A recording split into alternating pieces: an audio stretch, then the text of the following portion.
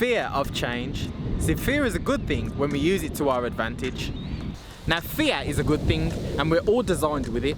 It helps to widen our pupils whenever we're in danger, or it gives us a boost of adrenaline to make us faster and to react quicker to danger that's around us. But in today's setting, in today's day and age, 2018 and onwards, it's holding a lot of people back. A lot of people are missing out opportunities simply because fear has control over them. Fear of change, more specifically. Now, the problem is fear holds an imaginary power to disable growth. I've sat down many a times with decision makers within businesses, and they've told me excuses on why they can't jump on a prime opportunity for them to take over a large percentage of the market share in their industry.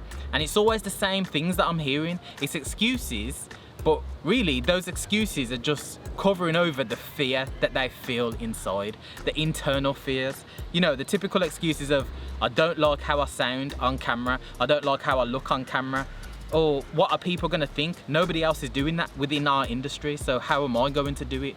Those types of fears, the internal fears that people feel inside but they don't say out loud. It's those types of fears that hold people back from jumping on opportunities and changing the game. But the thing is, you've got to think outside the box. Nobody great achieved greatness by simply playing it safe. Nobody did that. Nobody has done that. The Wright brothers, when they wanted to fly, everyone was looking at them like they was crazy madmen.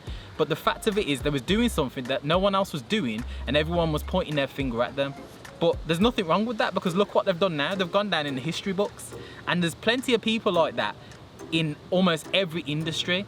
But the thing is, right now, there's a lot of opportunities that people are just not jumping on or not seeing because they're too worried about fitting inside that box. Meanwhile, a competitor in your industry is scared just like you. The difference is they're acting on that fear and using that fear to fuel them, to fuel the innovation and creativity. They're using that fear and jumping on the opportunity, and they're running with it. And that's why they will take a larger percentage of the market share just because they're using it. Now, I want to take you to a quote of Cus D'Amato, Mike Tyson's trainer. He's a legendary trainer, and listen to what he says. Fear is the greatest obstacle to learning, but fear is your best friend. Fear is like fire. If you learn to control it, you will let it work for you. If you don't learn to control it, it will destroy you and everything around you. If you look at Mike Tyson, for instance, Mike Tyson was known for being a beast, for knocking people out in the first round. The majority of his opponents lost before they even stepped in the ring because they were scared of him. Like, he had that persona about him. He was just a different breed. He was just a different kind of animal. But he was also scared as well. This is the key. He was scared. There was times where Mike Tyson would even cry while he's in the locker room. So that shows that there's two people in the same situation, and both of them feel the same emotions, but one of them uses the emotions to their advantage and the other one is overcome by the emotions. Now, this is the same for business. You can be overcome by emotions, or you can use them to your advantage and use it to fuel creativity. It's kind of like when you have to work to deadlines. Some people work better when they're working to deadlines because they know that they've got to have something done by a certain deadline. If you was not to put a deadline on it, sometimes they don't come out with the great stuff that they come out with. And that's how we humans work. We like to use fear as a way to fuel us, and it can create some great things if you allow it. Okay, so here it is. How do you deal with fear of change? The first thing you've got to do is identify what are you actually fearful about. And step number 2 is you've got to face what you're fearful about straight away and just do it. That's the main thing. You've just got to literally jump in head first. Then step number 3 is you've got to practice it over and over and over again until it isn't fearful no more. Until the point where you get comfortable being uncomfortable. Once you get to that point, then fear of change will not exist. Don't get me wrong, as you grow and develop yourself or your business, there'll be different milestones where fear will kick back in again. But if you're not fearful about doing something, that means that you're not pushing the boundaries enough, because you should, most of the time, be fearful. Every couple of years, something should strike fear in your heart, but you should face it and follow those steps that I've literally just gave you. But here's an example.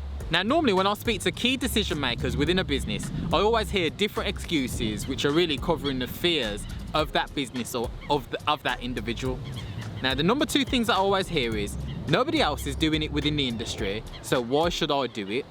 And then also, I don't like the way I look or sound on video.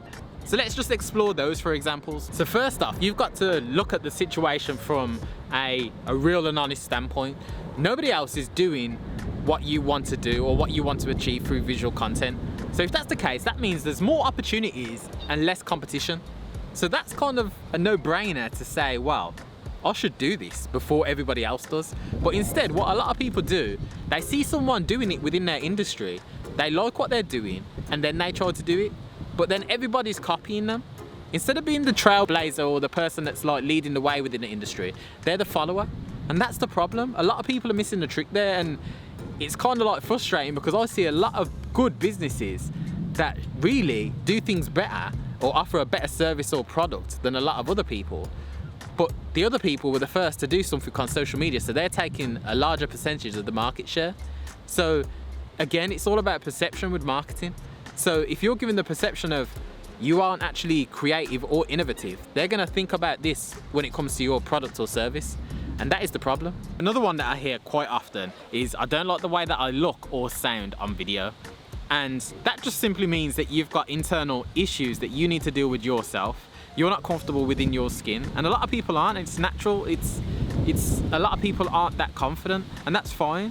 But let me get personal with you on this one. What you've got to literally think is, when you leave the home, people see you and hear you exactly the same way that you are on video.